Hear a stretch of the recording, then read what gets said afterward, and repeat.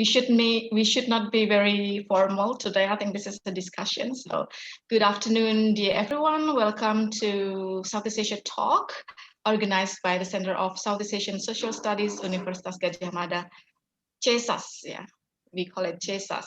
CESASS is one center of excellence on social science under the Ministry of Research and Higher Education in Indonesia since 2016. And Southeast Asia Talk, used to be our monthly forum for Southeast Asia experts to share their scholarly work. However, this time we have a special organization for the CTalk program, as we also want to introduce and to intensively discuss our newly published edited book into a series of book discussion. This is the book. And to start with, I would like to invite Prof. Hermin Indahwahyuni, the director of CESASS, to open our Southeast Asia talk today, as well as to tell a little bit maybe about the publication of this book. Prof. Hermin, the time is yours. Thank you very much, Mbak Ita, and also selamat sore teman-teman, dear colleague, and also friends for PSSAT, Center for Southeast Asia Social Studies. This afternoon is very special because we start again with our CTalk after for a while because this pandemic it's really disturbed several activities in center studies, but this afternoon we start again with the CTalk number 37, I think. This is a regular activity that actually give a forum for a writer or researcher have a concentration, have focus on Southeast Asia issues to display their study research. And this afternoon is very special because we also launch our new book from CESASS publisher. So this is also the first from CESASS publisher because we as the Center of Excellence in Social Science in Indonesia, we are the first center for social science that supported by the government, and we try to develop our publish division. So this very nice that after I think a long journey, Mbak Ita, since 2018. So this book is actually originated from an international symposium on social science that I think it was successful, organized by CESASS at that time. And I would share the feeling at that time that people talking that we have problem. We have big problem in social science, and we actually would like to start the discussion to invite many researchers that have interest in the social science development to meet and to join the international symposium we call SOSS, Symposium on Social Science in 2018. And actually we also successfully organized again in 2020. 2020, I think August 2020, the second one. And what is very special also in this SOSS 2018, it was also Anthony Giddens with us.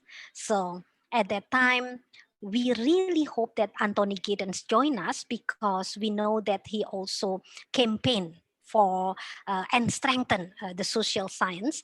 But he said that, I feel so old to fly to Indonesia, and but I said that, but we need your support, and very lucky that we have also team in at that time, and we interview Giddens and have their opinion about the development about social science. And I think in Indonesia, we feel that also that's for sharing for Professor Hong and also Professor Sarifa, that we all have like a feeling that there is we don't have so powerful position in the social science. So that's why at that time we will created a social symposium to invited so many people that supporting for social science. And that's very good luck. At that time we have so many friends and colleagues that support our activities, and also one of them is Dr. Herry Priyono. From the first time, yeah, he shows that he supported us, and he also gave the speech in our seminar, and also accompanying Mbak Ita. I think he is very active to asking everything about this book. But yeah, unfortunately that after this book is already finished and ready to publish, and yeah, I think it's very sad that yeah, he is not with us anymore. So I think that's this afternoon is very good time for us to give the tribute to him, to remember it that he is a very what is that very serious to develop the social science through his what is that, to his idea, through his thinking in education. So Mbak Ita, if I share so many things about SOSS and everything, it especially for SOSS 2018, it will so many story behind that. But I think I really thanks that finally we can realize our first discussion book series, and I really thanks to Dr. Benny that this evening ready to support us with his idea, also to discuss with us. Also, Dr. Budi Irawanto, my colleague in communication department, that both of them, I think, is really know Dr. Herry Priyono through his idea, his thinking. So we hope that you can share with us the spirit, how to understand his idea, maybe in one chapter on this book. So and I hope that both of you can also still join us with so many activities that we have in center studies.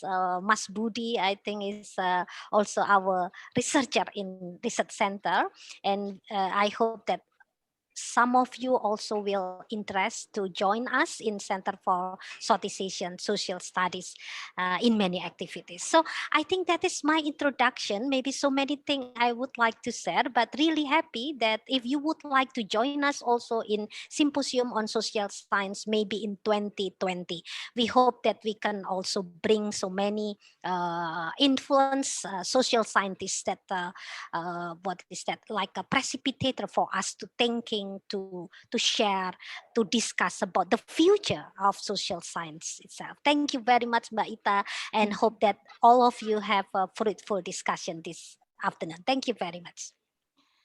Thank you very much, Prof. Hermin, for the opening, the introductions of the book, and also for sharing our agenda on strengthening social science, as well as our aim today that our first book discussion series is a tribute to the late social scientist Herry Priyono. Dear everyone, I think I would like to introduce who is Herry Priyono. Just let me briefly read his short bio. So Dr. Herry Priyono, SJ, was a lecturer and head of postgraduate academic program at the Dirgantara School of Philosophy, Jakarta, Indonesia. And he did his studies in philosophy, sociology, theology, economic, political and social theory, and political economy in Jakarta, in Manila, in Yogyakarta, and in London. Earning his PhD at the London School of Economics and Political Science, LSE, United Kingdom, he was also recipient of the 1998 Robert Mackenzie Prize from the LSE. For his teaching task, he's responsible for the undergraduate courses in political philosophy, in social sciences, as well as in the postgraduate courses in philosophy of science, research methodology, and thesis or dissertation writing at the Triarkara School of Philosophy. His books and other publications, he's very prolific, include topics in social theory, history of economic and political thought, corruption and anti-corruption, religious fundamentalism, market fundamentalism, and also development issues.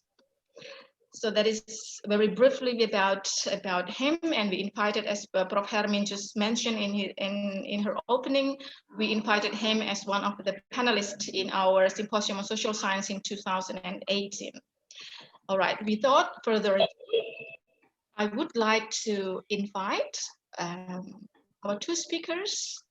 The first one is Dr. Beni Hari Juliawan. Good afternoon, Dr. Beni or Romo Beni. Good afternoon, Ms. Ita. Thank you very much for joining us today. And Dr. Beni is a lecturer and researcher at the Graduate School of Religious and Cultural Studies, Universitas Sanata Dharma, Yogyakarta, Indonesia. He received his master and doctorate in the development studies from Oxford University, UK. His main research interests are in the areas of labor, social movements, and migration. He's very prolific, and he's also a Jesuit priest. The second one, I would like to introduce Dr. Budi Irawanto. Thank you, Mas Budi, for joining us this afternoon.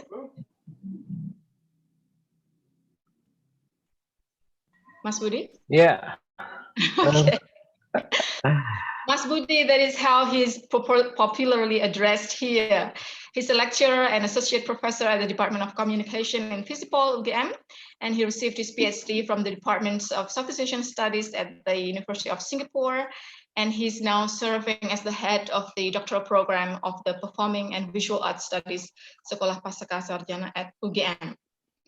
Right, thank you very much. So without further ado, I would like to invite our first speaker, Dr. Beni, to deliver a presentation entitled Probing the Logic of Social Sciences. Dr. Beni, the time is yours.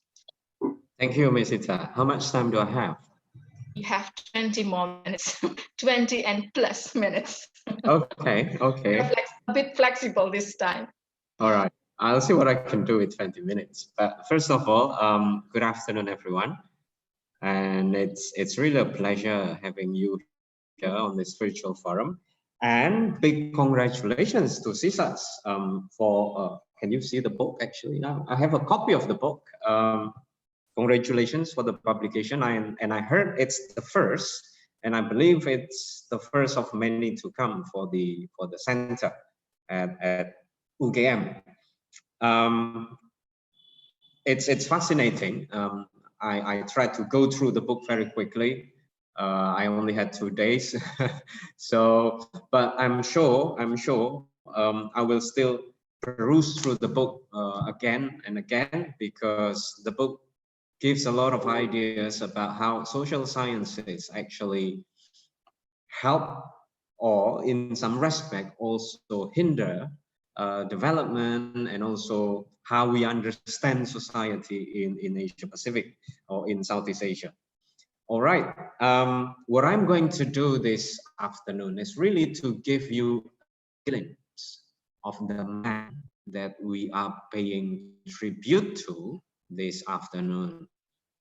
Herry, a friend to me, so a mentor. So I really appreciate that you are now giving this forum as a tribute to him. Now, I'm going to share with you a document, a PowerPoint presentation. Let's see. Can you see it now? Yes, it is there. Yes. Okay. Great. Okay, let's start with the man himself. Now, I'm sure some of you met him at the conference. Some of you may only know him by his name. A short bio that was given at the beginning by Ms. Ita already introduced this man, this person. So I just want to draw your attention to the different academic trainings that he he did over the course of almost 30 years. So philosophy, definitely, that was his base training. And then he did a master's in sociology at the University of the Philippines at the height of the People's Power movement. So he was very much involved in that movement, being a foreigner for that matter. So, and it took toll on his studies, because then it took him almost forever, like 5 years to do a master's. Even that by Indonesian standard, that's quite lengthy, I have to say. And then, don't forget, he was also a Jesuit priest, a Catholic priest. And that's why he had to do theology as part of his training. And it also shaped his ideas and thoughts later on. I will tell you about it later. And then eventually he did another master's and then a PhD at LSE. And then if you look at the length of his studies there, it took him 9 years, 9 long years of studies. There's a story behind that, actually. Initially, his thesis was on nationalism, and as he was going through the thesis, his dissertation, it was, if I'm not mistaken, I remember him telling me he was on chapter 3 or chapter 4. His supervisor decided to quit the university where he was in, or the department where he was in. I cannot remember exactly what the reason was, but essentially the supervisor was no longer there for him, and nobody else in the department was ready to take over from the departing professor. What happened next was almost unthinkable. If I were him, I would just quit. I would just go home, you know. But in his case, he pulled himself after 4 years of studies, roughly, and then he started a new project, and it was on corruption, something which eventually he published in an Indonesian version of the book, quite a thick one at that. And it was his basically it was his dissertation, his new dissertation, and that is why he finished after 9 long years of studies in London. And I think I have the book. Oh, you do? Yes, Mas Budi. It's so that's very the book. very thick book. It is a door stopper, people would say.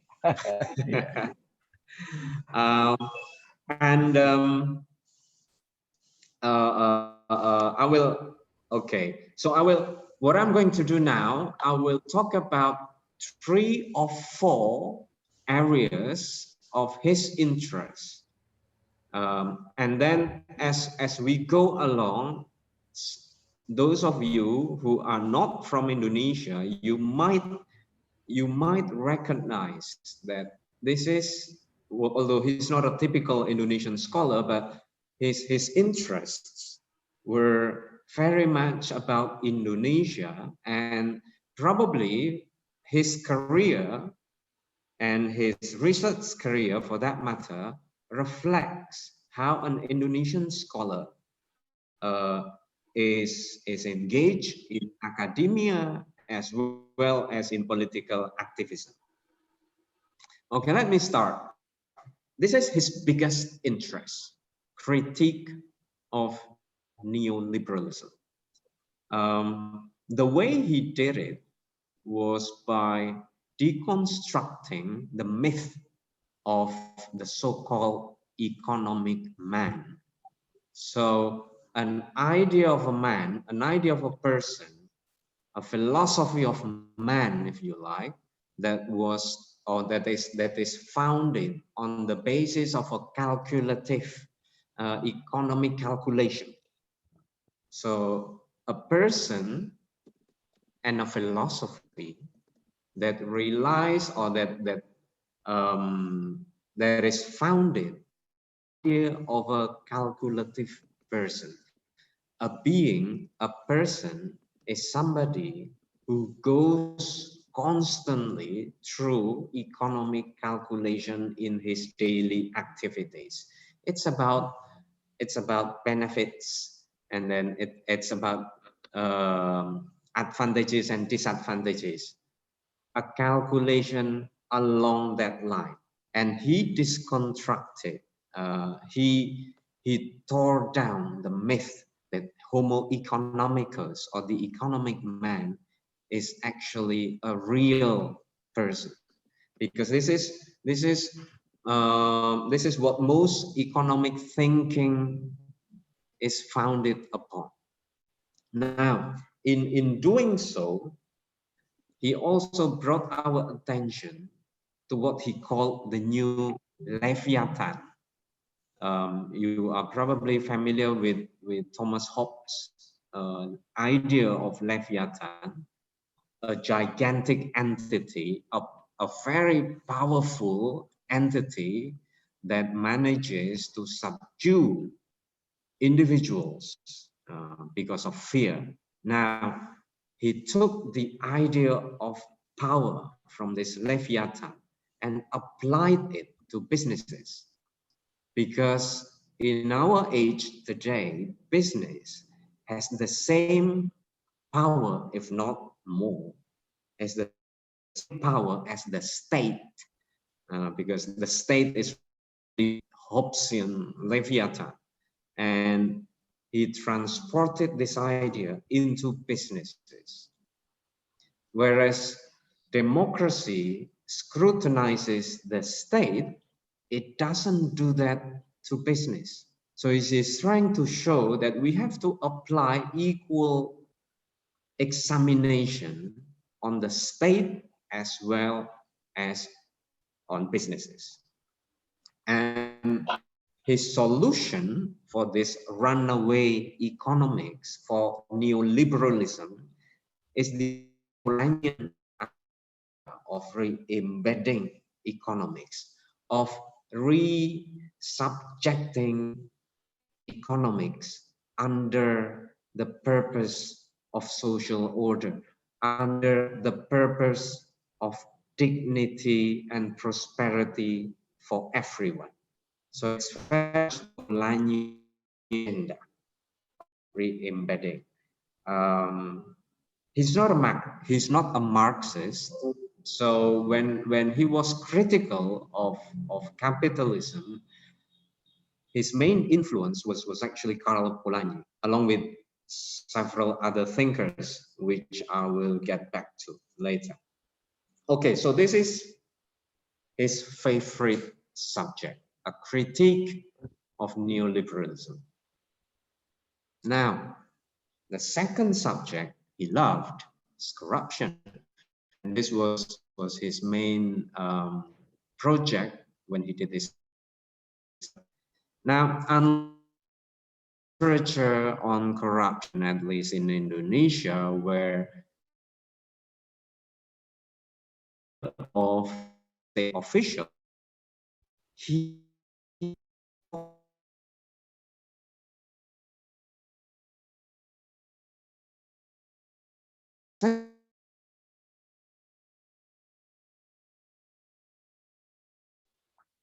in the Indonesian context, and I think it would also apply to most developing nations.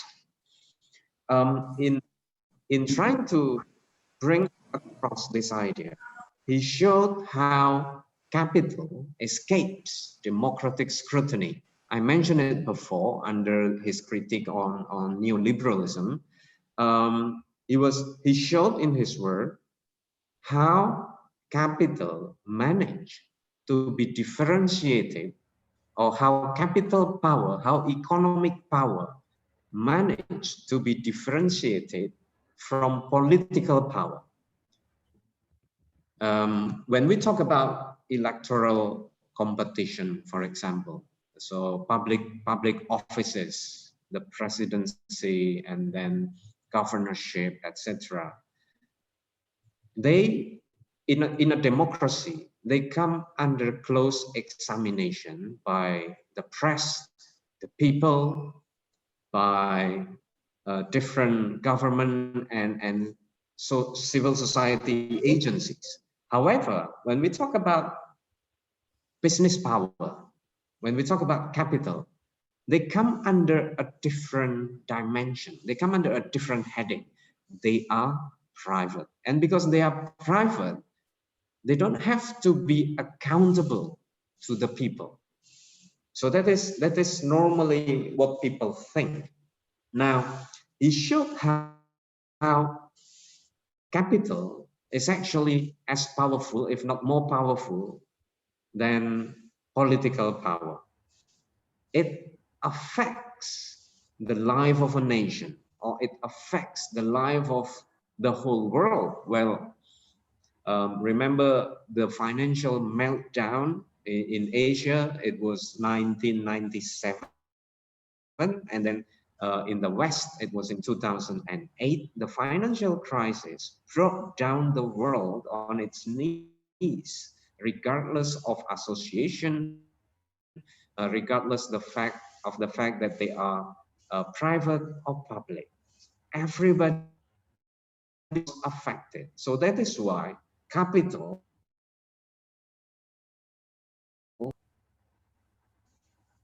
another way for capital to escape democratization is by blurring the private and public realities, by posing itself as part of the private. It avoids the gaze, the public gaze, accountability, and so on and so forth.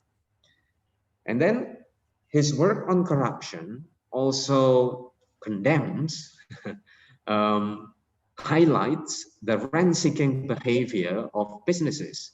A lot of corruption in Indonesia originate in businesses boardrooms, in corporate boardrooms. So we have to pay very close attention to this aspect of corruption if we want to get closer to the problem. And then, apart from analyzing how corruption happens, he also proposed what he called a pedagogy of anti-corruption. It was really about like what he wrote in the book published by CESASS. His main idea is public policy driven by a certain type of technocracy is fine, but it is not enough.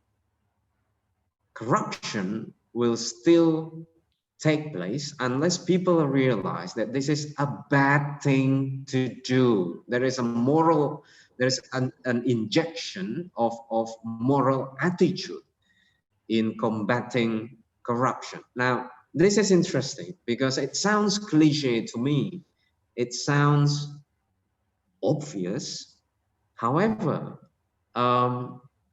in his article in this book, he showed the inadequacy of the logic of public policy as such. And if we criticize public policy for not introducing, let's say, death penalty to corrupt officials, probably what we are doing is barking the wrong tree, as he puts it in his essay here. So that's public policy always follows a certain level, degree of technocracy, and we cannot blame public policy for that. But we have to be creative, and the creativity part of it, at least, should also come from morality, from an idea of introducing a conviction that this is a wrong thing to do.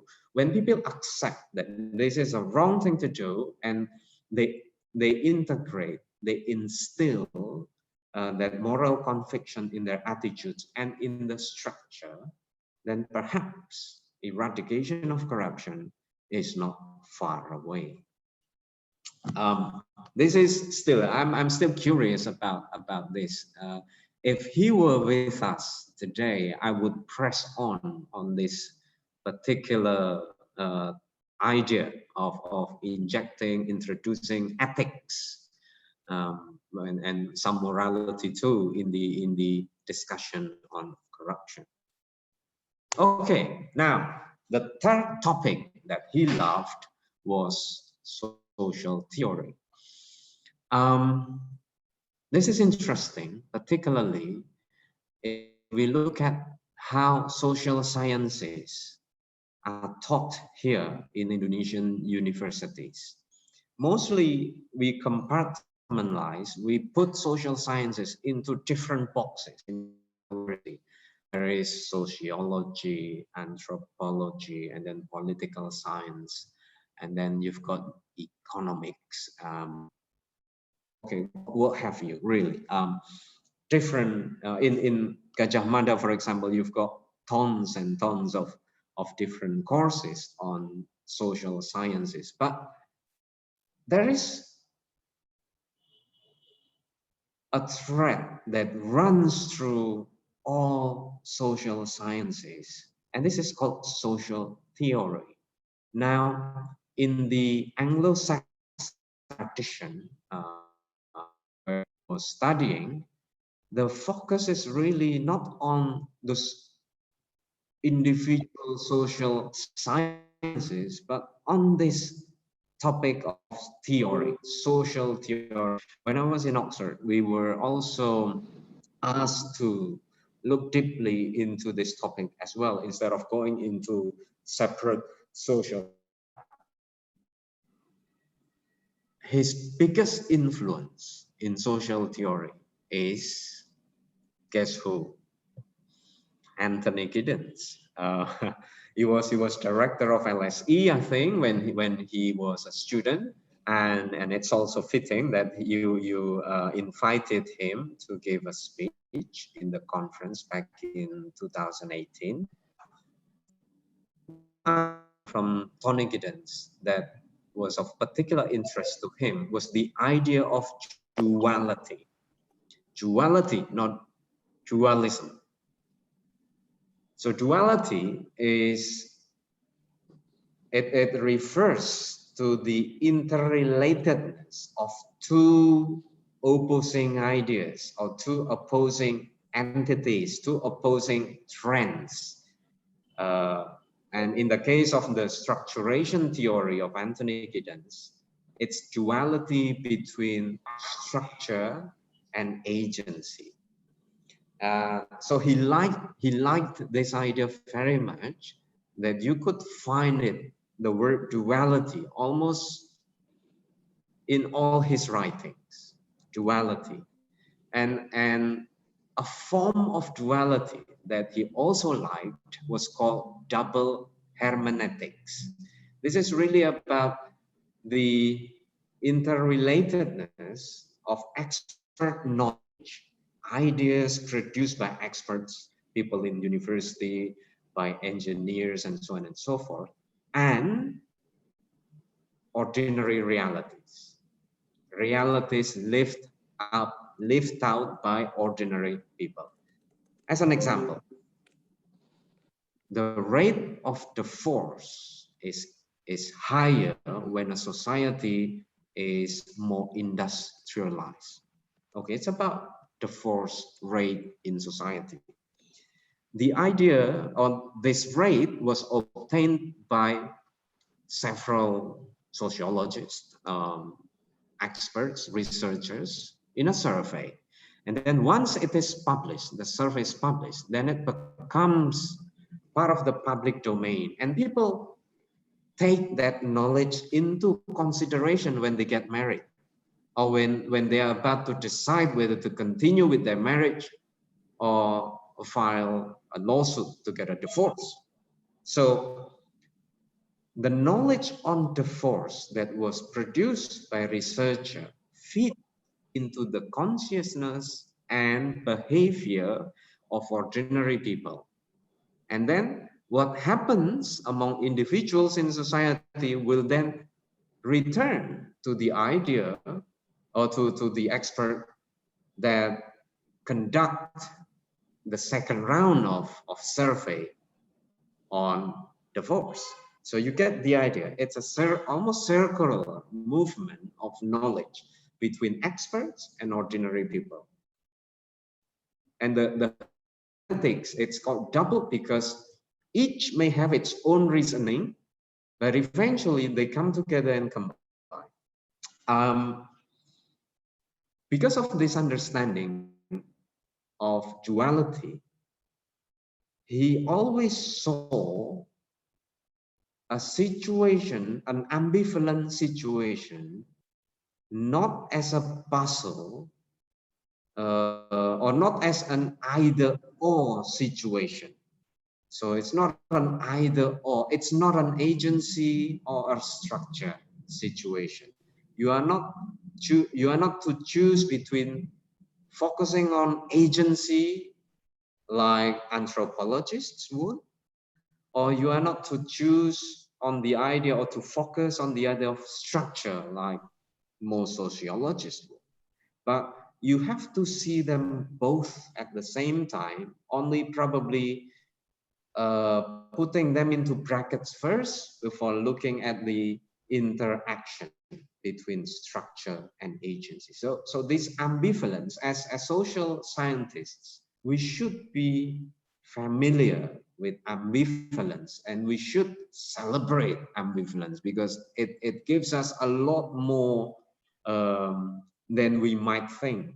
So do not rush into separating these two opposing ideas. See whether there is actually a tension between them. So that's mostly the social theory he loved. And in many of his writings on social theory, he took to himself a mission of exposing false assumptions in social theories and practices. So if you look at his popular pieces he published on newspapers, you will come across how he examined every layer of assumption that we often take for granted. Like in this book as well, he took some pages to explain why policy making is fine as it is, and our accusation of technocracy that we often directed to social policy making is probably misdirected. So he layer by layer he exposed the fallacies. So that is why for some people his essays are a bit taxing. You have to be patient. You have to go paragraph by paragraph, and him to care very much if his readers were not patient for his writings. Sorry, there is an aeroplane flying overboard. Okay, so this is how he liked to do social theory, exposing false assumptions in social theories and practices. Okay, so remember I said earlier, apart from a scholar, he was also a Catholic priest, a Jesuit. And although he did not write so much on the subject of theology, in the several occasions where he did, you could still recognize the social scientist in him. Again, the word duality here is key in his thoughts and ideas. He often invited his readers in theology circles not to bring the two ideas against each other, theocentrism and anthropocentrism, because he regarded them, again, not as a dualism, but as duality of the sacred and the profane. So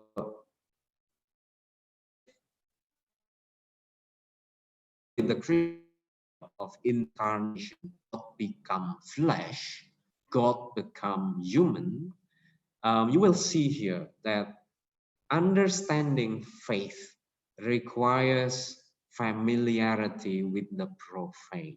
So if you are trying to understand God, if you are trying to probe his existence, there is no other way than going deeper into our daily reality, into our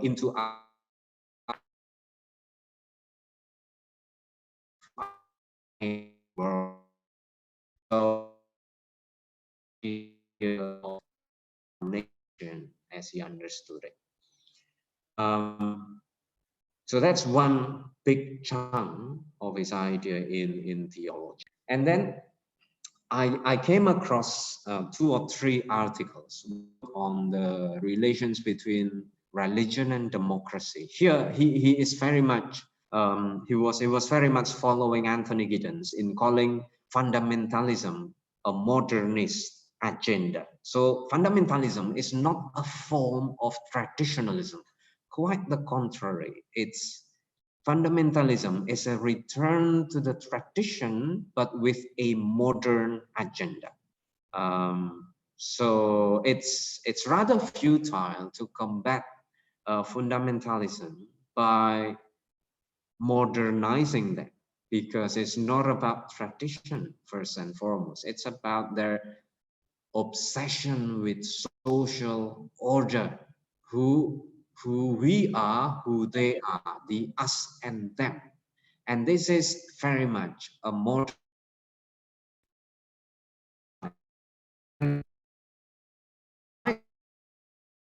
controversial, perhaps, is the challenges of diversity to theology.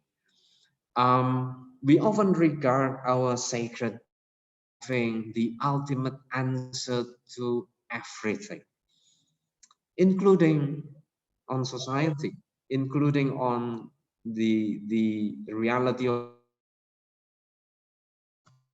He is probably inspired by somebody like Adorno from the Frankfurt School, who really say that the trauma of the Holocaust should precede an ethics.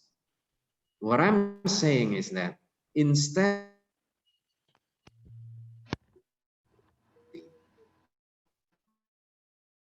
first, ethnically, religiously, culturally, linguistically, and so on and so forth, we should do the opposite, which is, well, not quite imposing society or imposing social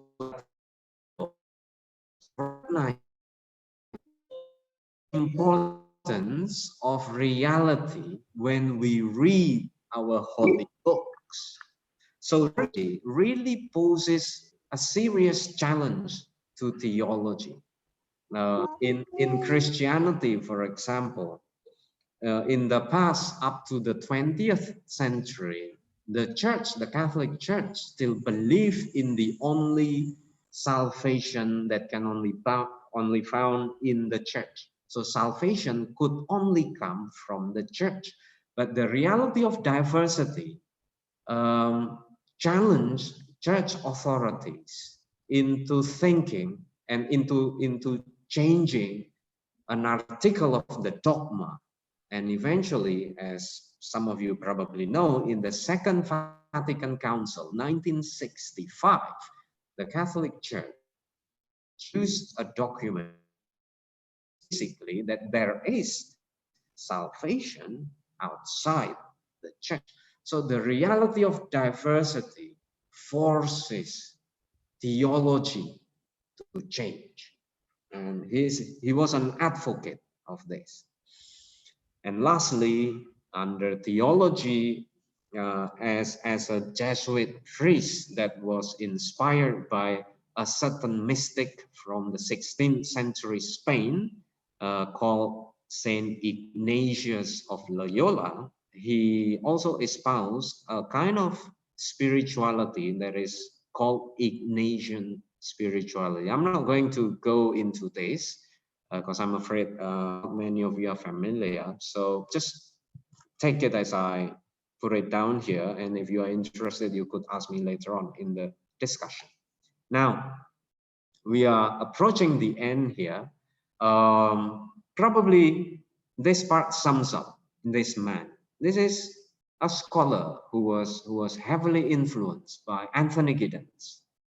There is no doubt about it. And then Karl Polanyi, especially his idea of re-embedding economics into society. And he's also fascinated by Max Weber, particularly because Weber is a social scientist, an early social scientist, a philosopher for that, who thinks very broadly and who doesn't focus only on one aspect of reality, unlike Marx, for example, and Priyono. He regarded ideas as important as structures. And then Frankfurt School,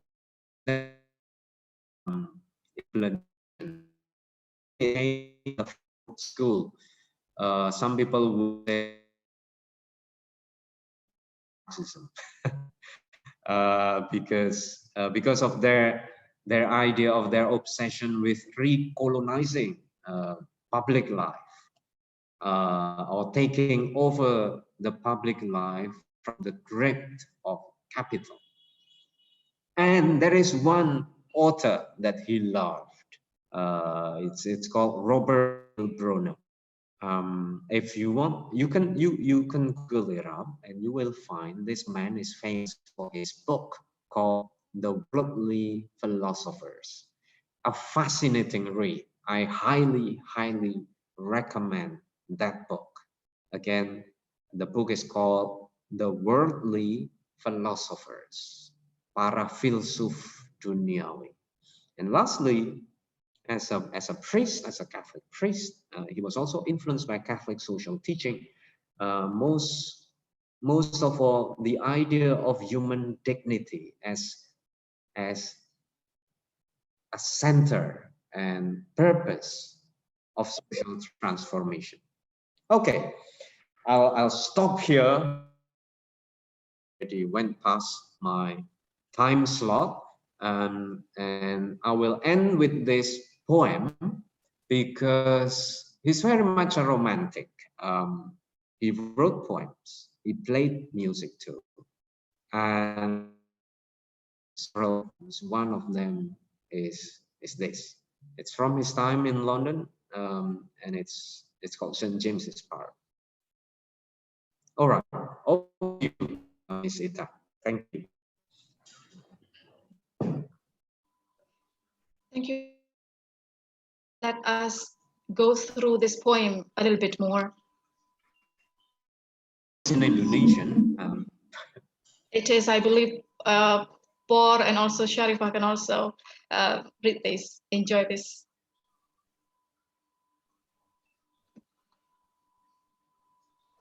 So again, thank you very much, Dr. Benny, for your very impressive sharing. Although this is my impression, although you tried to put it very clearly, but I think it is a very really heavy topic. So, but we have learned more from you about Herry Priyono on neoliberalism and how capital managed to be different from political power, and as well about the pedagogy of anti-corruption, of business, and also about his faith on social sciences and his idea on the false assumptions on social science, etc. And I remember you said that his biggest influence is Anthony Giddens. So in the process of editing this book, of course, together with Prof. Hermin, I communicated with him about his ideas which he put it in this book. And on the way on this communication, he said that, I just read it to you guys. I dare not claim my own view important about Anthony Giddens. I believe there are scholars in Indonesia who are more knowledgeable about his thought. In my very limited and lowly view, his thought is of central importance to an area called the theory of action, a field in the social sciences that is so fascinating and intricate, serving as key to unraveling the enigma of why people do what they do, a problematic that puzzles all branches of social sciences. I think this is really fit to what you said about the false assumptions, our false assumptions on social sciences. Okay.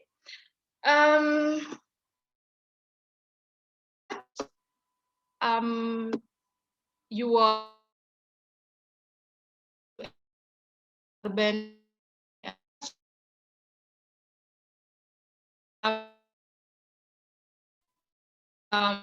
all invite Dr.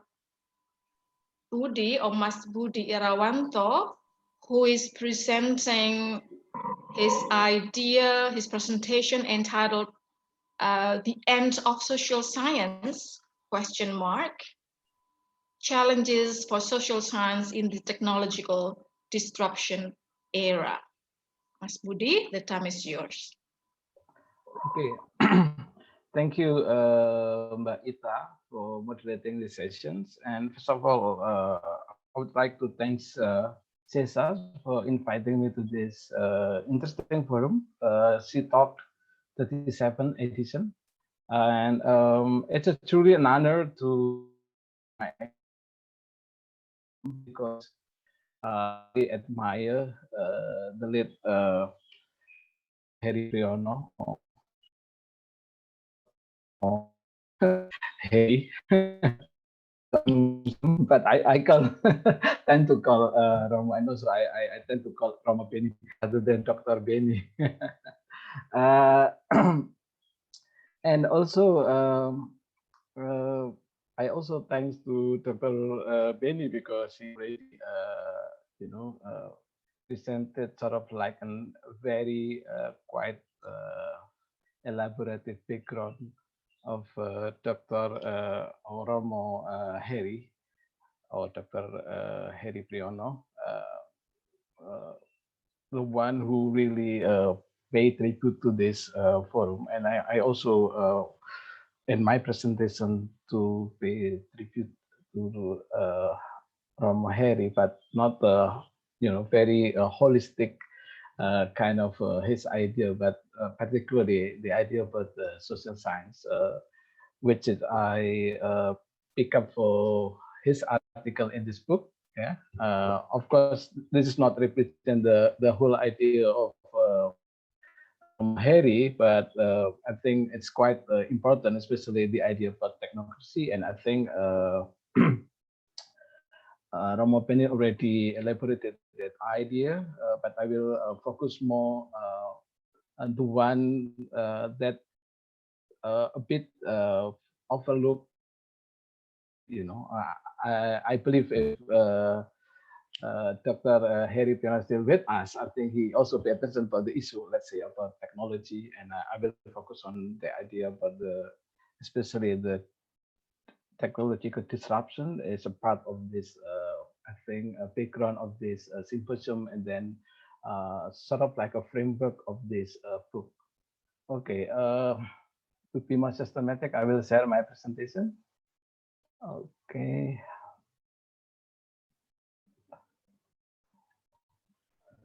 Hopefully there is no technical problem. Yeah. Yep. Okay, I will make it larger so it's easy to see.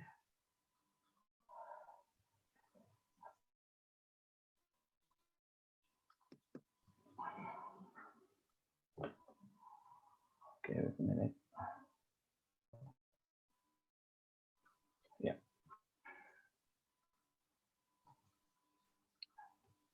Sorry.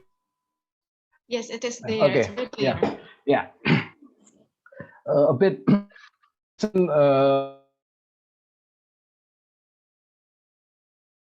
the end of social science, but the end of the social, quote unquote. I will explain about this title later on. And the subtitle is Challenges for Social Sciences in the Technological Disruption Era. And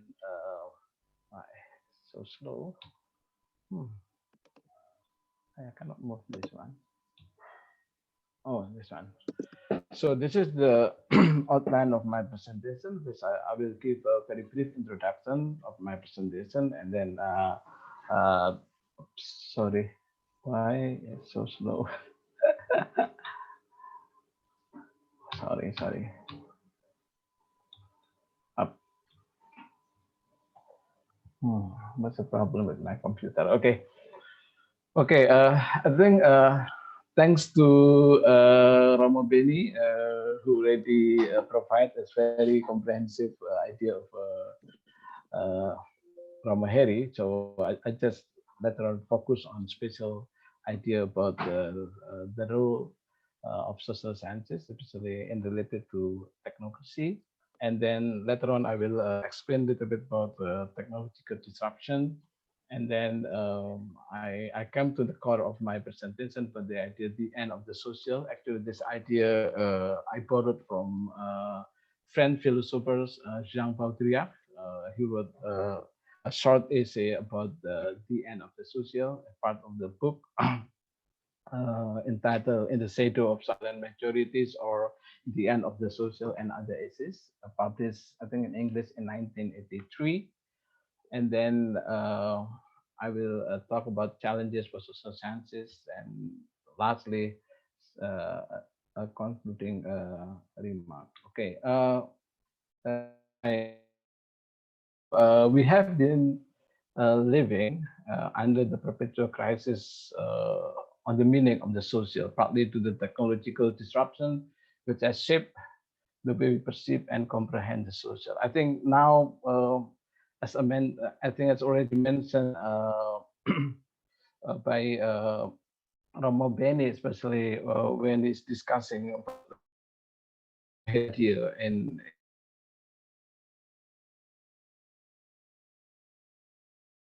the role of the capital and how this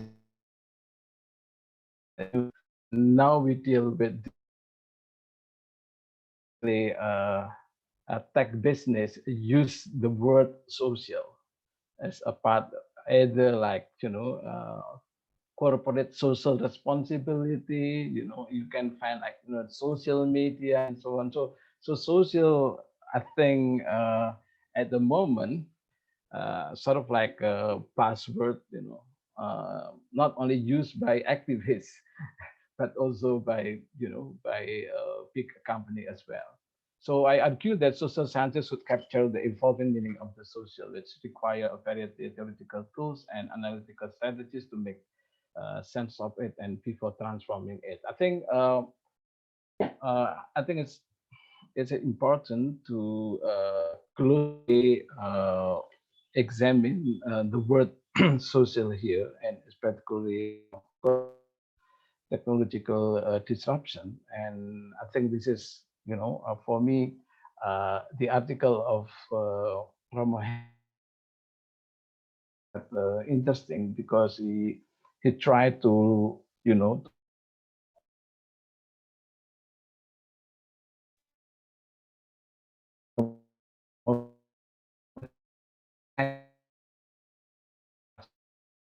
transformative engagement. So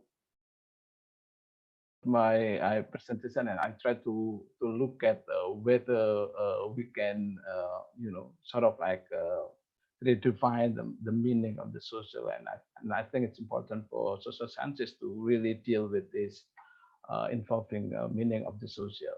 I think like Romo Beni, my presentation is a tribute to Romo Herry. I think his full name, Bernardinus Herry Priyono, I think is distinguished intellectual with his deep concern on the issue of corruption, market fundamentalism, or neoliberalism, and also social justice. So my presentation will list out some of from a Herry thought, it's not the whole thought, but particularly his idea of democracy and the transformative role of social sciences.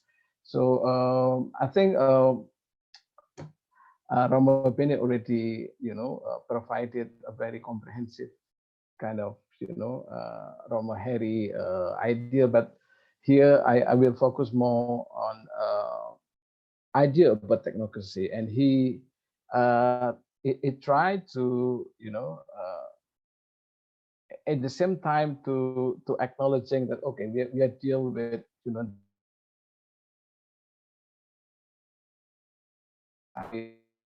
I think he argued in a different way that rather than lamenting the marginalized contribution of social science in the technocratic model, Romo Herry argued the importance of identifying the elements of technocracy that demand our engagement. And I think he put a lot of effort to explain about the history of social sciences and how sort of like technocracy is a part of parcel of social science, and also social science is also, inspirable of social change, and how the genealogy of social science is actually in a moral philosophy, and it's quite interesting to look at that, social change actually is a part of the birth of social science. And for him, the challenge is to delve deep into the intricacy of technocratic transformation by focusing on the anthropological requisites. So I think as Romo Beni already mentions, the idea about technocracy, of course, is not totally bad, because this is part of the, actually supposed to be a part of the the development of social science, and he tends to divide it in three sort of like different moments, if I'm not mistaken. First is a scientific moment, I think. Let me let me check. Yeah, precisely, scientific moment, and then ethical moment. So he called it this the link science. So Romo Herry is really concerned about public policy and how the linkage or the relationship between social science and on the one hand, and the other hand is social policy. He called it the scientific movement is when social science research, do a lot of, like more analysis and try to understand, the condition of the society and so on.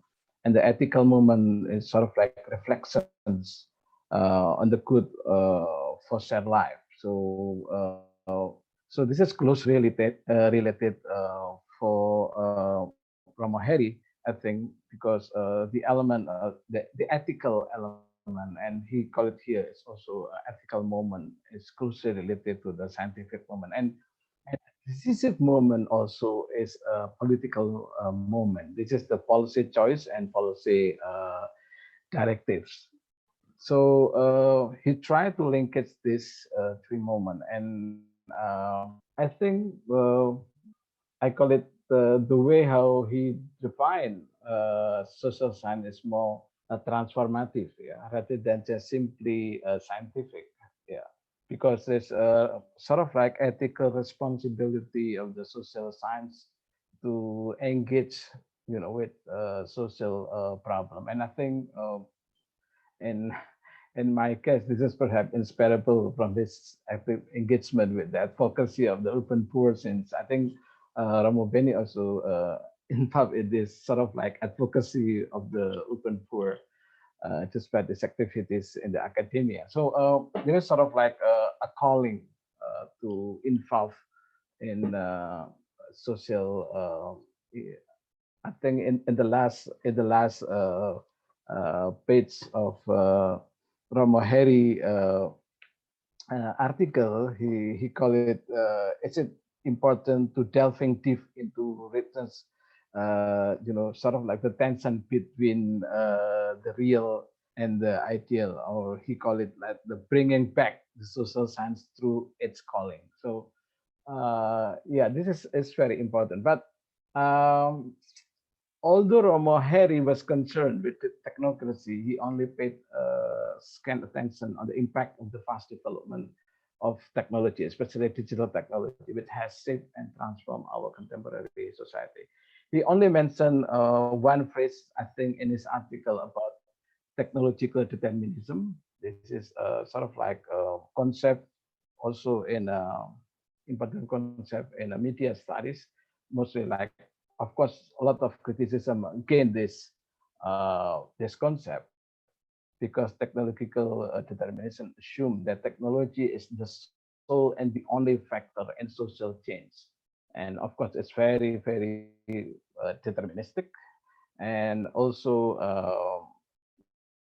rather than, sort of like a dialectical relationship between social change or society and technology, technological determinism sort of like in one way, because technology is the only factor and shift the society and change the society, not the other way around. Okay, so my presentation is not sort of like a critique of Roma Heri idea, but more sort of like a supplement of his idea, because I think probably he don't have enough time to elaborate the idea of the technology, but of course he sort of like put of like a frame to look at how actually social sciences should get engaged and involved in some of the social issue. I think this one is more like a contemporary issue, and we are talking about contemporary society. We cannot separate from issue about technology. And I think technocracy also in Savin now is facilitated by technology as well. Okay. Let me talk about technological disruption. While technology is designed, as we know that technology is designed to resolve some human problem, I think it has poses some new challenges. The term disruption here occurs when digital technology changes the rule of the economy of the market, and I think this is the main concern of Romo Heri, issue about the market fundamentalism, the life of people or society as a whole. As a result, we are entering, I think many economies, even our president and so on, politicians, talk about the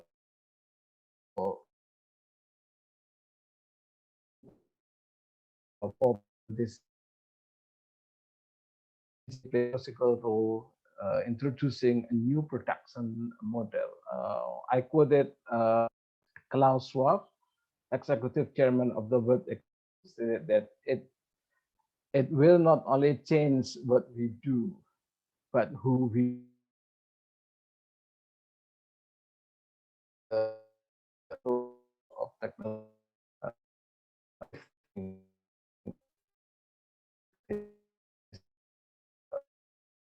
product. I one attachment in the last book from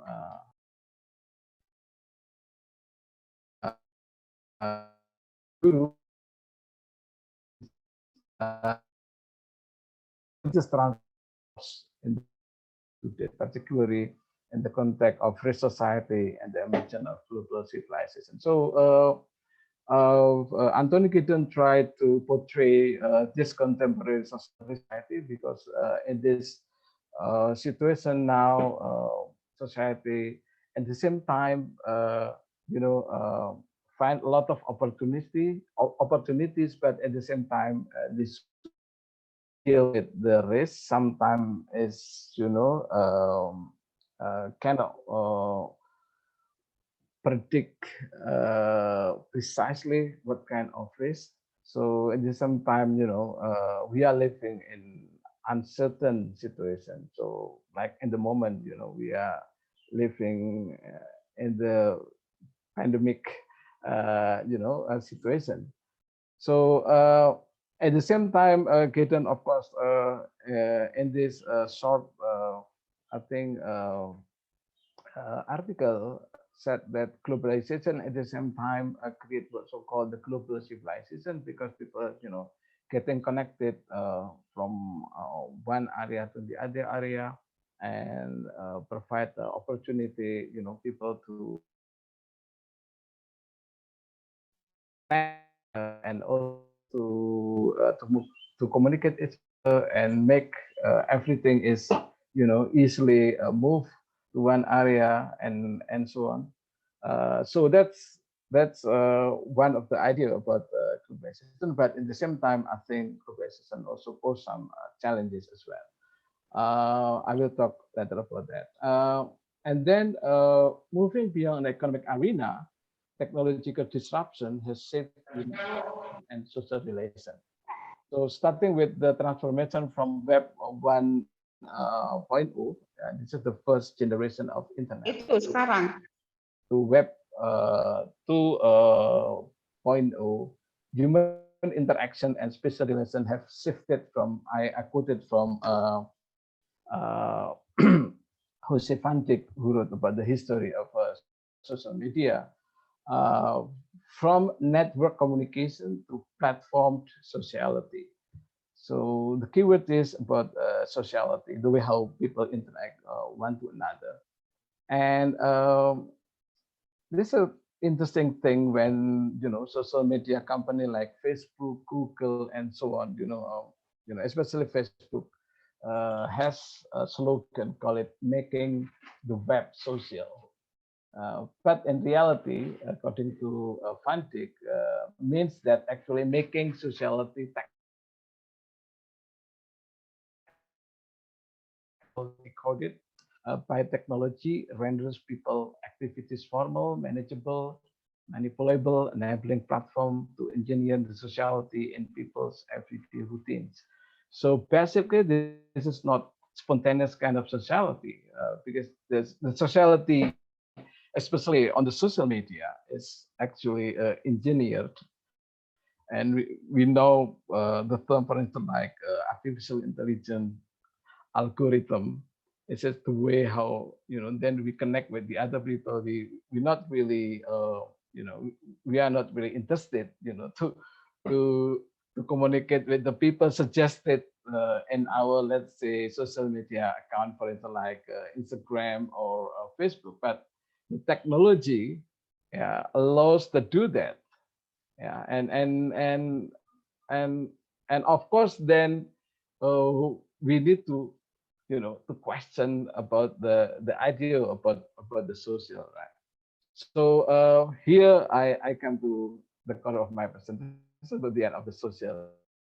20 years ago, I think in 1983, French sociologist Jean-Paul Sartre coined the term "the end of the social" in one of his essays to highlight the disintegration of the whole idea of the social, the consumption and evolution of the social, and the breakdown of social simulacrum. I think Jean Baudrillard was famous as a nihilist. We call it nihilist postmodernist or something like that, because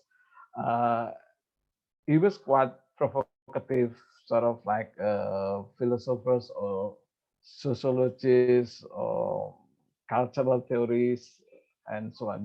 You can name it, but I think it's quite interesting that as Baudrillard wrote in his essay, I quoted here, there was society without the social, just there was society without history. Our society is perhaps in the process of putting an end to the social, of burying the social beneath a simulation of the social. So I think Baudrillard famous for the idea about simulation. So simulations, I think, basically is his attempt to examine the relationship between reality, symbol, society, and especially signification and symbolism of,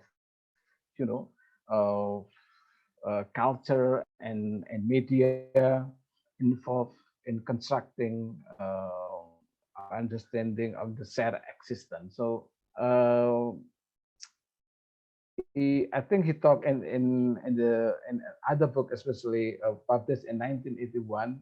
The title is Simulacra and Simulacrum. The simulacrum is I think plural for simulacra, is never that which conceal the truth. It's truth which conceal that that this is none. So according to Bautria, there is what so-called truth. Yeah, truth is nothing. We cannot find the real truth or something like that. So that's why he was dubbed as nihilist. Yeah. Even he didn't believe that what so called the Gulf War didn't take place, and this is because what he see in the Gulf, especially the conflict between Iraq during that time with Kuwait and in an alliance with the U.S. It's sort of like to shift the symbolism from the room, from the military and somewhere probably in Pentagon to to Middle East. It's not really a war. Of course, some activists, journalists, criticize him. Well, why about the victim? Why people died there? It's just a fantasy and that. No, I think the idea.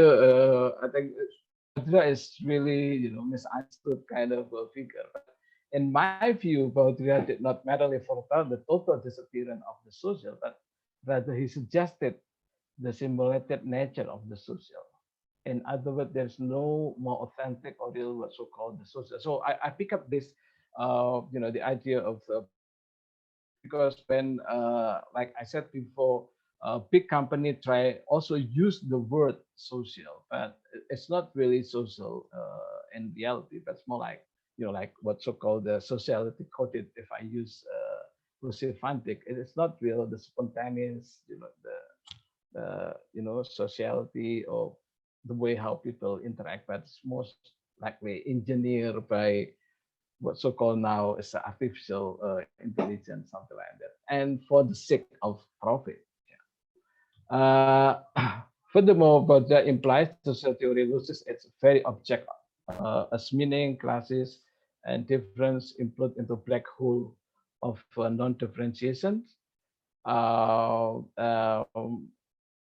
Particularly fake criticism between social grouping and ideology implode, and concrete face-to-face social relations recede as individuals disappear in the world of simulation in media, computer, virtual reality itself. So, according to Baudrillard, social theory itself loses its object or the social, while radical politics at the same time loses its subject and agency. So, here I think it's it's quite interesting when we look at about how actually the word of simulation is working here, especially when we are talking about social. Meanwhile, studying the history of social media, Jose Van Dijk write what is claimed to be social is in fact the result of the human input shaped by computed output and vice versa. So yeah, this is very technical when we talk about social now, because what we call it the social, especially in the social media, yeah, it's not so anymore. Yeah, and this is for me is really challenge of social sciences to redefine what called the social now. Yeah. Okay, then I move to the challenge for social sciences. The meaning of sociality, as I mentioned before, has been transformed by the fast development of digital technology, where digital network changes the nature of social relation and interaction. I quoted Karin Nor-Setina. He used the term post-social relation, platform sociality and syllable sociality to underscore the new pattern of human sociality. So according to Van Dijk, I think sociality, now has been sort of like a commodity, right? It's very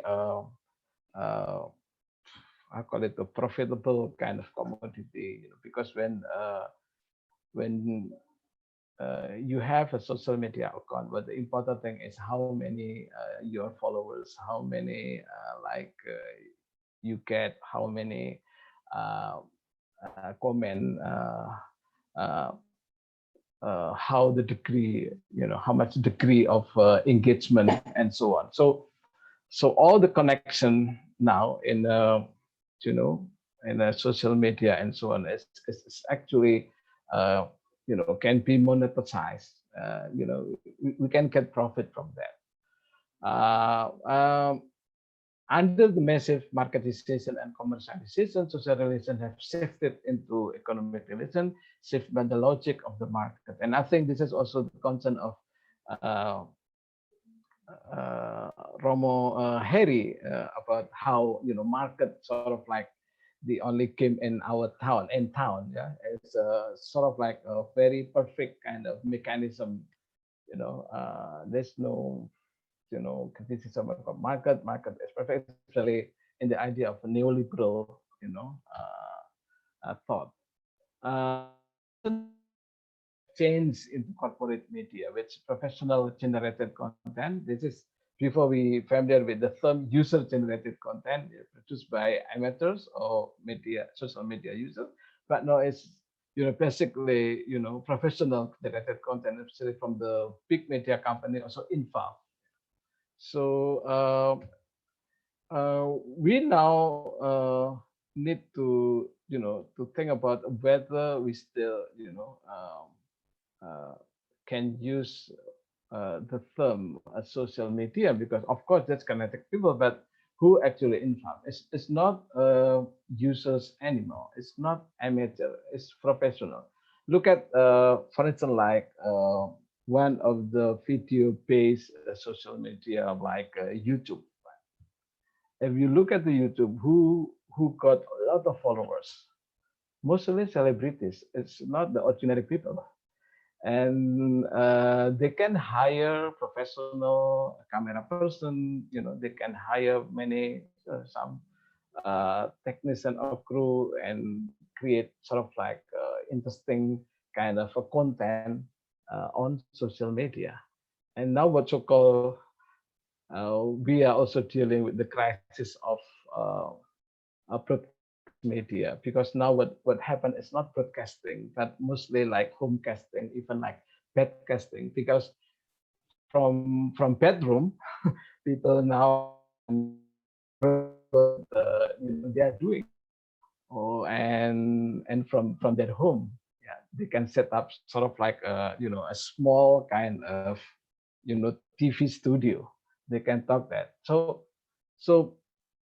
most of social media now, I think, will really get a lot of money. Of course, there are some not really celebrities here, also get a lot of followers. But if you look at closely, it's mostly like celebrities and famous people who got already famous, got a lot of followers, and yeah, they create sort of like in media studies called parasocial relationship with his or her fans.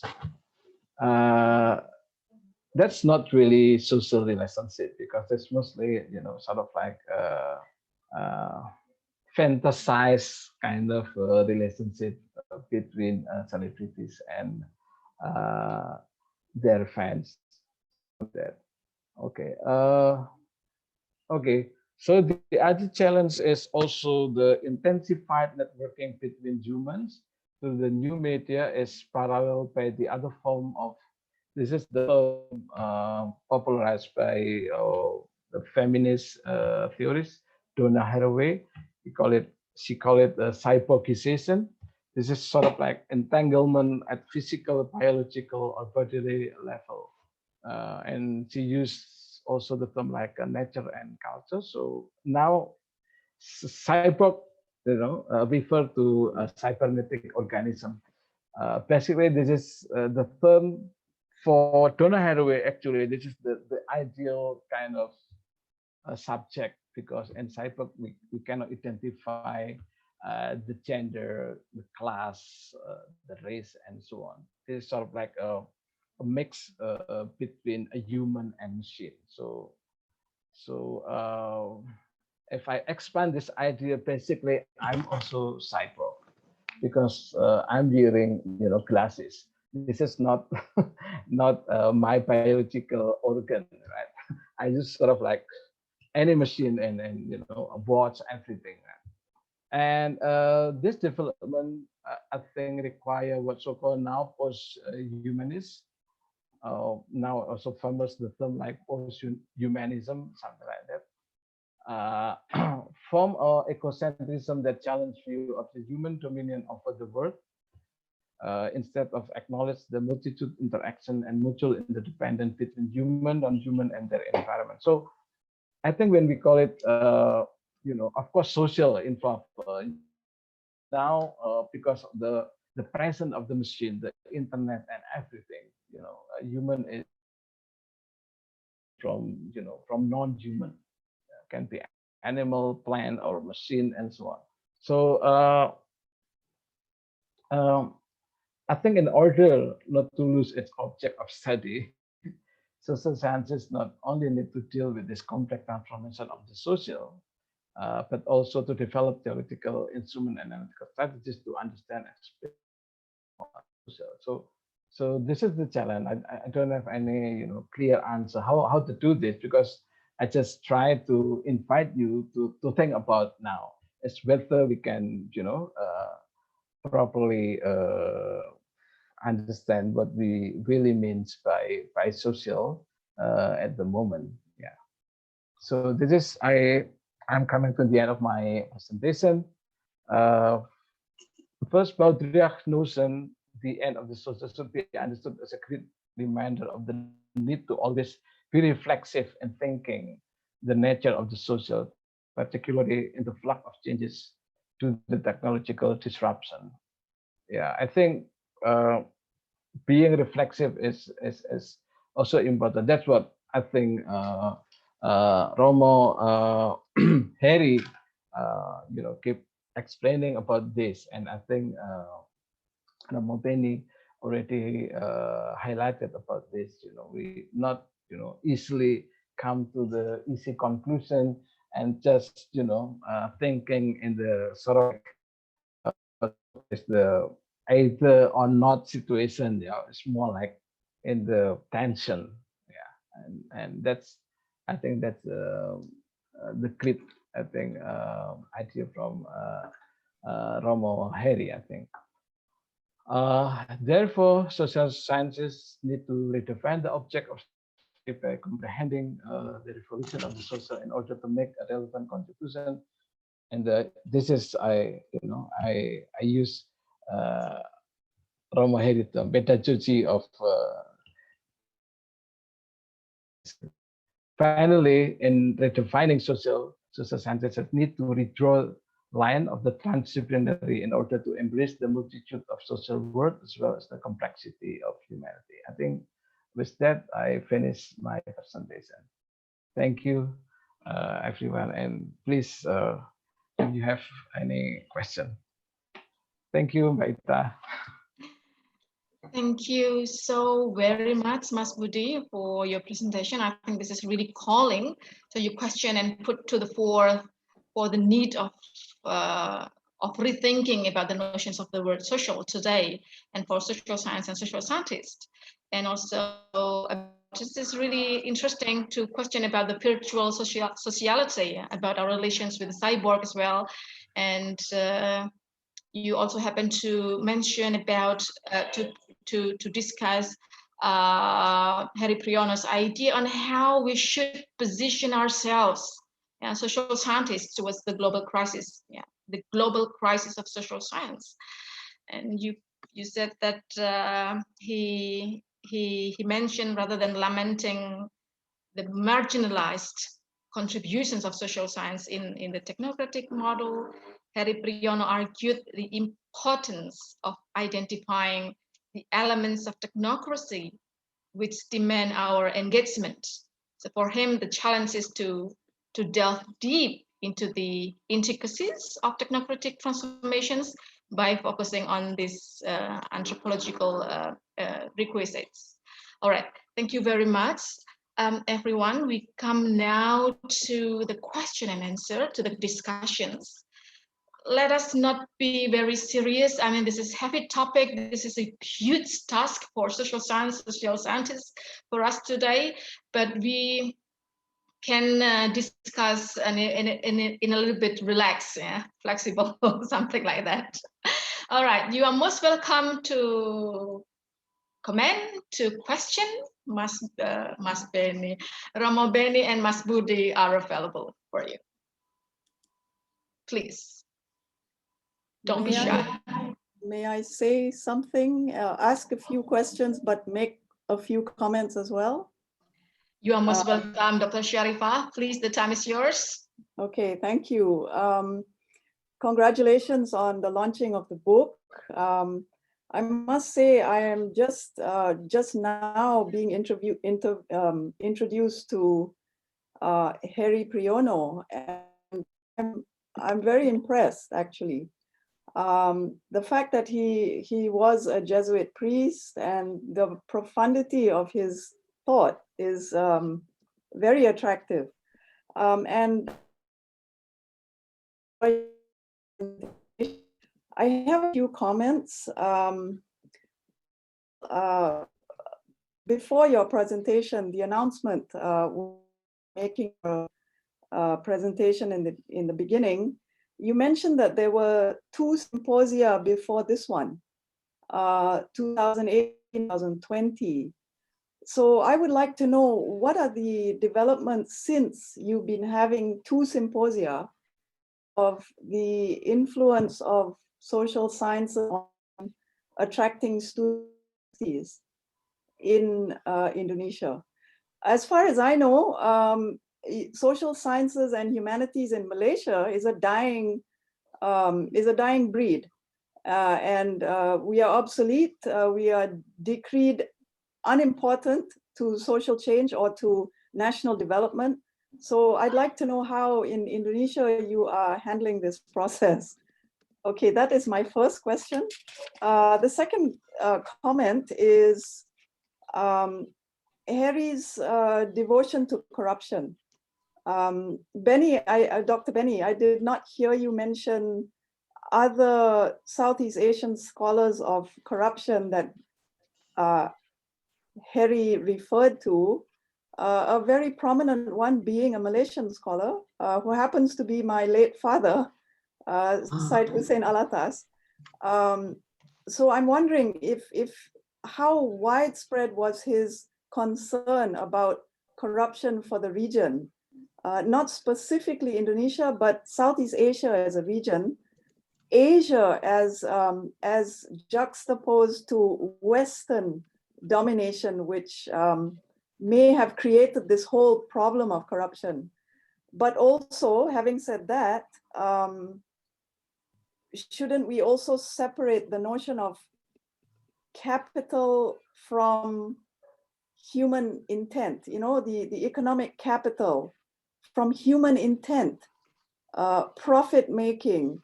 Isn't that also a motivation for corruption?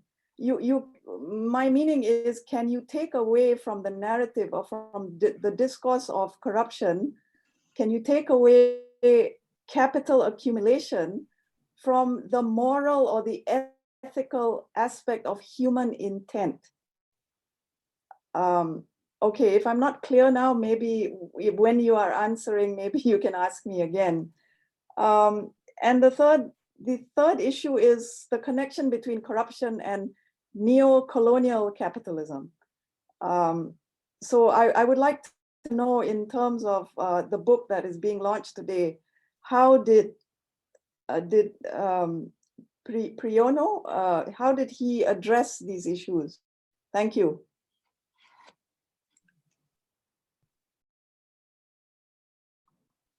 Thank you very much, Dr. Sharifah. I think I would give them the mic to Ramabeni. Oh, okay. Thank you. Sorry for being ignorant, Dr. Sharifah, of your late father's contribution to the discussion on corruption in Southeast Asia. I myself am not an expert in corruption, so I simply followed what Herry Priyono explained in several of his articles. And I have to admit, I haven't even read his masterpiece, if you like, the doorstopper of 600 pages or so. No, I haven't read that, but I recognize and I suspect it doesn't veer away from his more familiar ideas on corruption and neoliberalism. Now, coming back to the question that you posed, his concern is mostly, his focus is mostly on the Indonesian phenomenon of corruption. So really talked about corruption in other parts of Southeast Asia. But I'm sure he may have come across your dad's contribution to the literature here. I'm just not familiar, and I cannot speak for that. And then interestingly, that you mentioned about the connection between what I would call a structural property of capital, which is domination, and intention of individual intentions, making profits and probably trying to benefit from a public policy one way or another. This is interesting because well, probably this is coming from me. My work is mostly on labor, and I always suspect capital in the way it shapes production in society, and it shapes society. So from a Marxist point of view for that, whereas Herry Priyono is I would say he's a Weberian Marxist, so he doesn't really employ Marxist categories of class, for example, in his analysis. But he looks at ideas, how ideas shape behavior, shapes action, and that is why probably that explains why he mentions pedagogy in his discussion on corruption in the book that just published. He introduces the idea of inculcating a moral position on a certain action, and in this case, accumulative or primitive accumulation, and then corruption, etc., etc. For me personally, the personal intention of a person, of a corrupt person, for example, is a little, it doesn't explain the situation. It doesn't explain corruption. But again, this is coming from a more Marxist perspective, whereas Herry is more sympathetic to the agency. So intention is very much part of his explanation. I don't know if I'm answering your question at all. Ita, is it okay if I respond?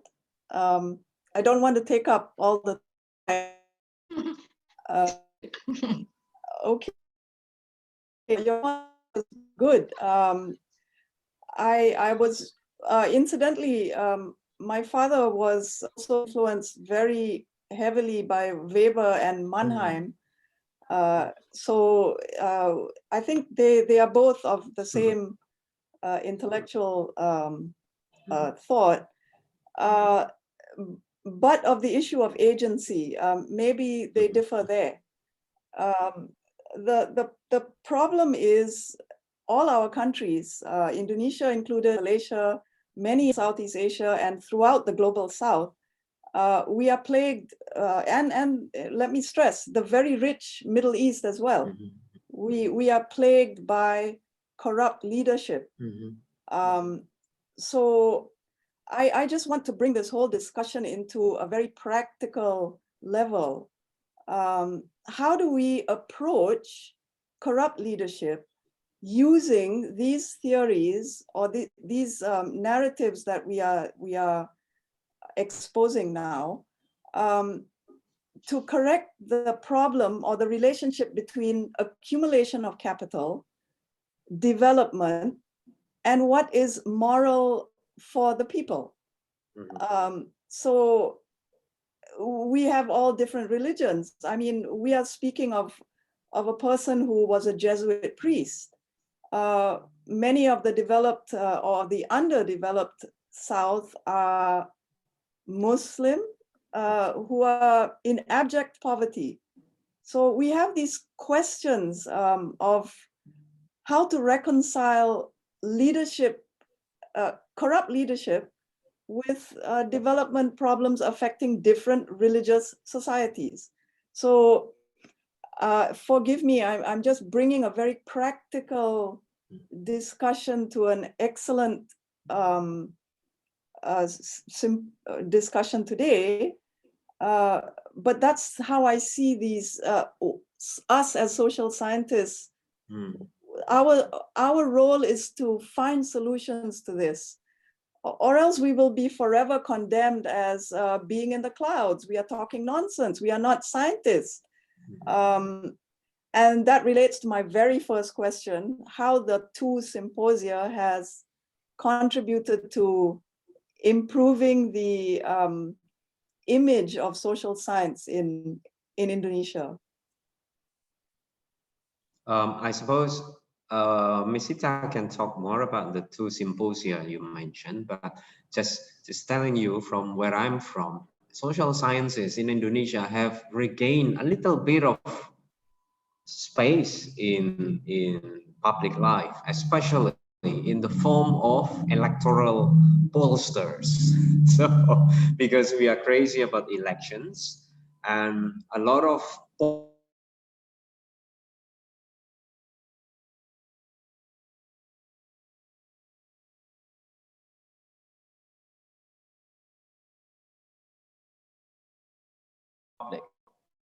whereas on other sciences are often considered either part of bureaucracy. So once you graduate from political or governance, Department of Governance, Department of Social Sciences, Sociology, and whatnot, you join the rank of government bureaucrats, and that's it.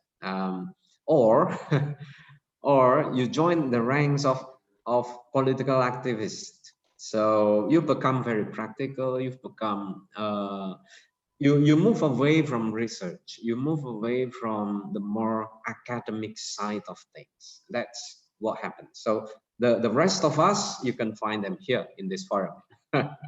Those who are unlucky to have the two options. So we stick to the university. That's my take. The global scale that social science has been marginalized, and that we are criticized for being, for producing untangible products, which is useful for the society, something like that. And that is why also in Indonesia, the government tend to be more and more quantitative, you know. So the scholarship is not only, but there are more moratorium for scholarships for social science, and more to STEM, for example. And this is what we are criticizing in both symposium. And if you want to know in details, insights about those two symposiums, you may also visit our ICAT journal, the Indonesian Association Studies. It was also in volume 2/2. It was also introduced by Anthony Giddens. because he's, as Prof. Hermin previously mentioned, that he's also campaigning about the importance of social science today. It is also our, we are in the same train that we are also campaigning on this issue, something like that. Prof. Sharifah, if I may add something. Mas Budi, maybe you want to add something? Yeah, I add the question from Dr. Sharifah regarding about the reference to, I think, to her late father, as I said, Ali Alatas. I found this book because in the front of me, I got this book, and I found. Excuse me, not Ali Alatas, but Hussein. Ali Alatas Hussein was your foreign minister. sorry, Hussein, sorry, sorry for that. Okay, so yeah, I found it quite interesting when in this book, I think from Herry referred to I think two books written by your father. The first one is very famous one, The Sociology of Corruption. Actually, this book, it has been translated into Bahasa. Yes, that's already translated into Bahasa because I read that book when I was undergraduate student, around late 80s or early 90s. And the other is Corruption and the Destiny of Asia. Yeah, that's, I think, these two books, in the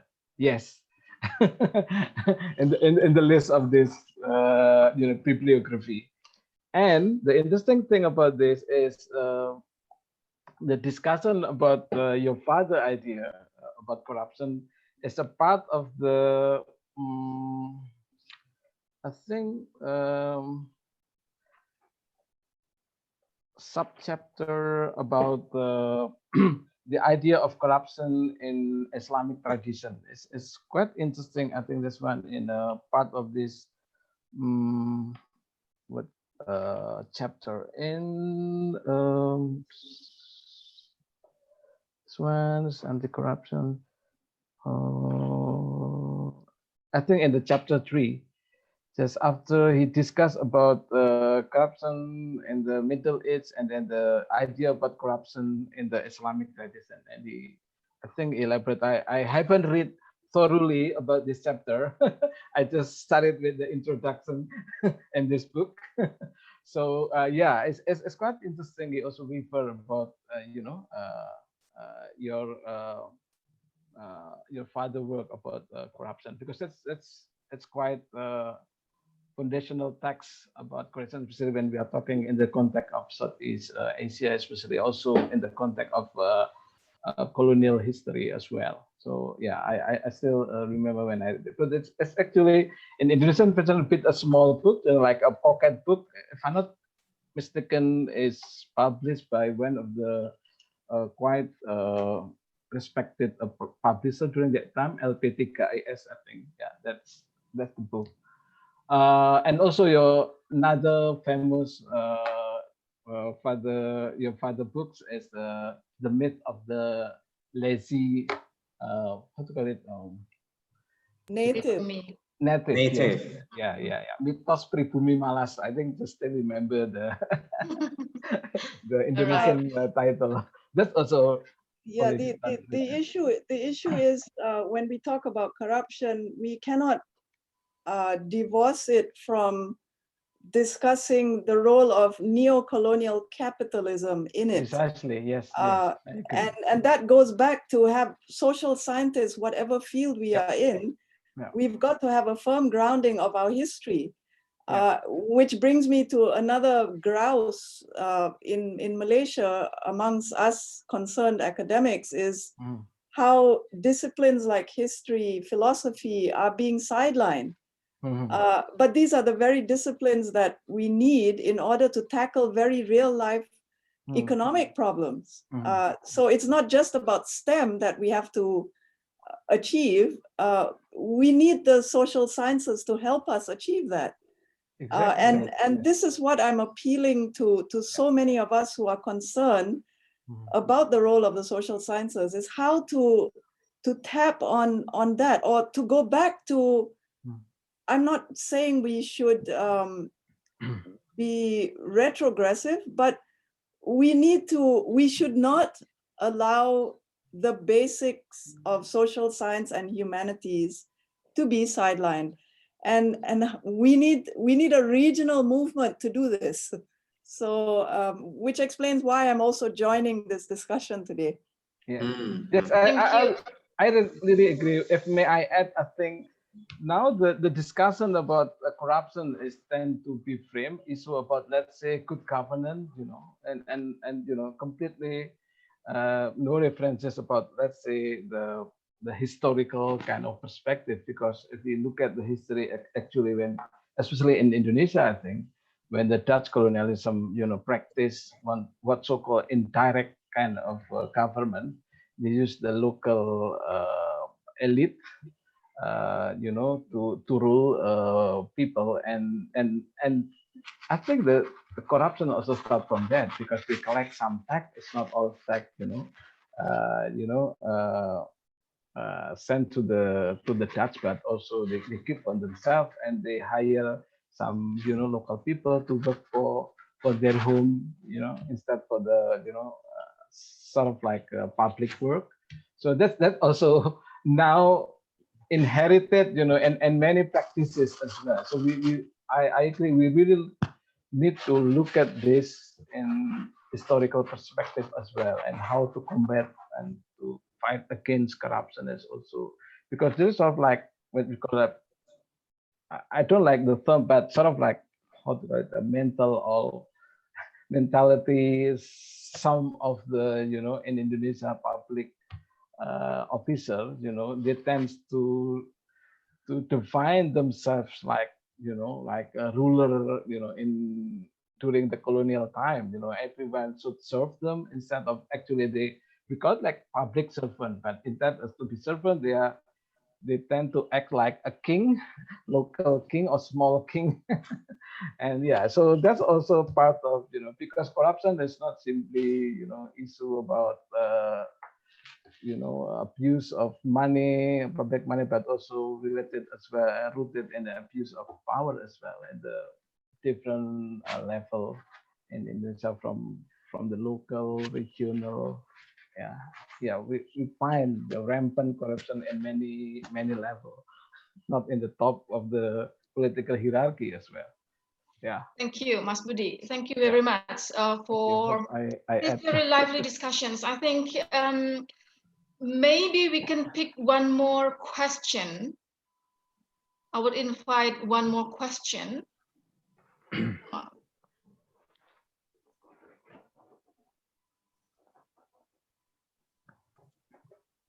Yes, please do. Don't be too shy.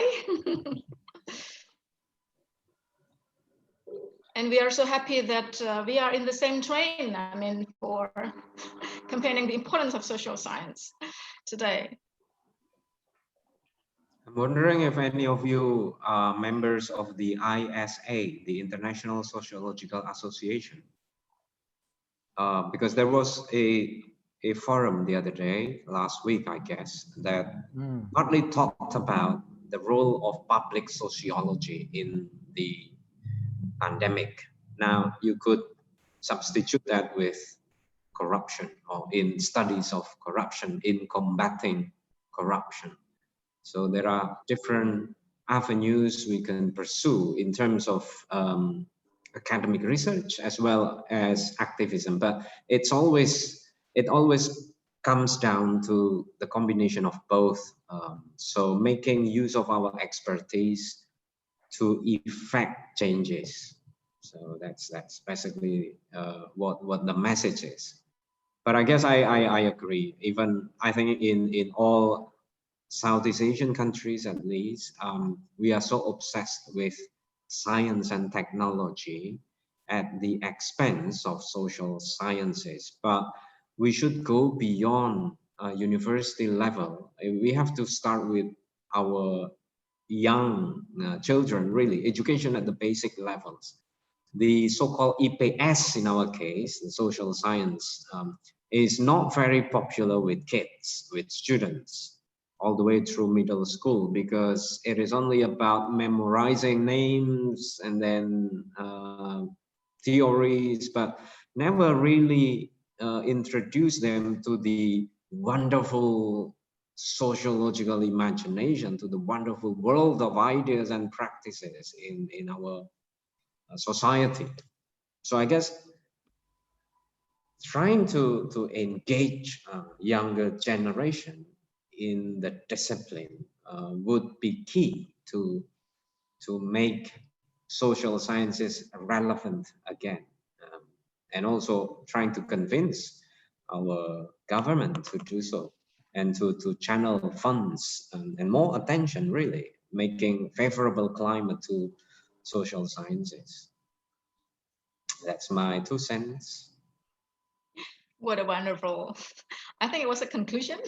No.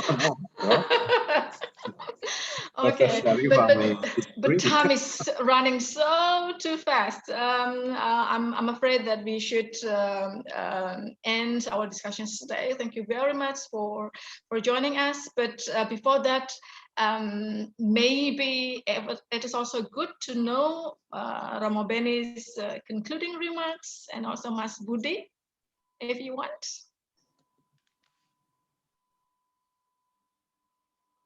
Okay. Me? Yes. Some of us. Okay. As a tribute to Herry Priyono, that's what I'm saying here. Herry Priyono was a rare scholar in Indonesia who combined a philosophical depth with an acute sense for the mundane, and engage academia as well as political activism. Literature, philosophy, social sciences, and theology made up his erudite training that he deployed very well in his witty, penetrating, and often satirical essays. So he will be greatly missed by his friends, but also by the community of scholars and activists of corruption and of a lot of other things in Indonesia and probably beyond. Thank you. Thank you. I'll give the mic to Mas Budi. Thank you, Mbak Ita. I think I should confess that I'm an admirer of late Romo Herry, and I read a lot of special article in Kompas and many publications, including like a scholarly journal as well, and the book as well. And I just want to read a line from his article in his book. I think, like I said before, the true task as a social scientist is bringing back the social science through to its calling. There is nothing new in the calling. For what looks new is just something old that have been forgotten. So that's, I think it's really a good reminder for us as social scientists to always remember that when, according to late Romo Herry, is sort of like the transformative role of social science. Yeah, so that's I think the important legacy of late Romo Herry about his idea about social science. Thank you, Mbak Ita. Thank you very much, Mas Budi. I think I don't dare to come up into any conclusion, but rather I would like to appreciate all of you for the opening of this book discussion series, and welcome you all, if you have time and still concerned, for our next book discussion series, which will be held this coming March, on the 3rd of March, I think. We will keep you updated through our social media and also through our homepage in PSSAT.